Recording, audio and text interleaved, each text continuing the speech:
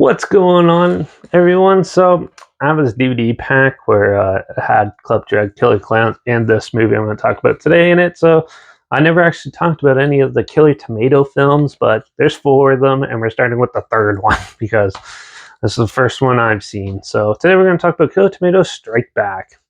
It was released by Foursquare Productions November 14th, 1991, written by Constantine Dillon and Rick Rockwell, and produced by J. Stephen Pierce, and co-written, produced, and directed by John Datillo, who also did Attack of the Killer Tomatoes, the first one, uh, Return of the Killer Tomatoes, which is the second one, and Killer Tomatoes Eat France, which was the fourth one.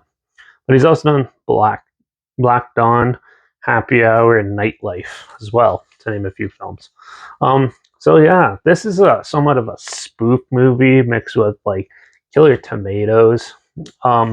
So yeah, where to start with this? Well, there's a town and a group of people hanging out, and these tomatoes start coming alive and killing people, and are attacking them and stuff. And then they recreate popular scenes in movies that happen while they kill people and stuff. So that's the best way to describe this movie. It's not meant to be super serious or anything like that. So yeah, what did I like about this film? Well, there is some pretty cool practical effects, some really good stage scenes. There's like somewhat like an Indiana Jones looking scene where the head killer tomato is there ruling over and giving like a speech sort of thing, and yeah, all of them are with their weapons, like praising it. They all have like weird demon mouths, like the critters and stuff. That was weird. Wasn't expecting that. Because I know in the first two they don't have faces, just like actual round tomatoes rolling around killing people. But this one they had weird character features. You could tell they're like puppets and animatronics and stuff, but it still looked good. I always like practical and puppet effects and stuff in movies. It's a lot of fun. You can tell they definitely had a lot of fun making this too. They recreated the scene from Psycho and things like that, and that's what you want these type of movies, is just making something ridiculous but with some iconic imagery and stuff. And I pull that off really well. And the acting and cinematography and music and all that was pretty well put together and done.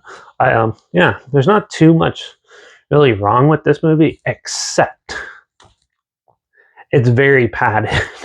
I think the interesting scenes and stuff aren't as much as just the padding that they put. The characters aren't really well developed or interesting, and to stay along with. So once you get to those fun scenes, they're good to hook you in and watch that. But as soon as they're done, they go to something else, like to build up the next scene, and it doesn't work too well. I think it's too padded, and they could have cut it down way a bit, but then you would only have like 45 minutes of film. So yeah, other than that though, those 2 points, the film's not too bad.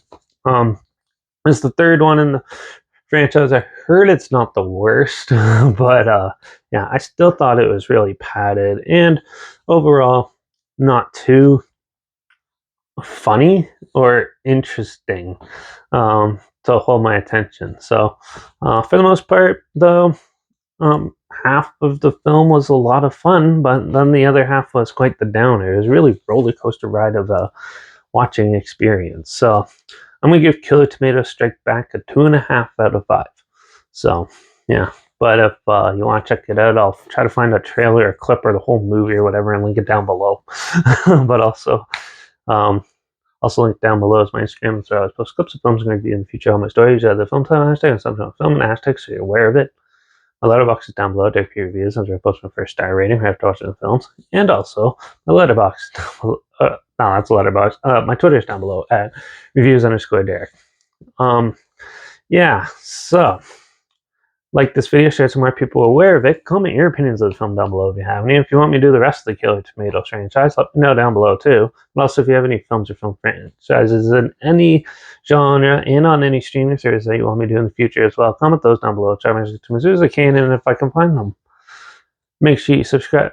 Hopefully, we find something weird, obscure, and odd that you probably never thought of checking out together, somewhat like this.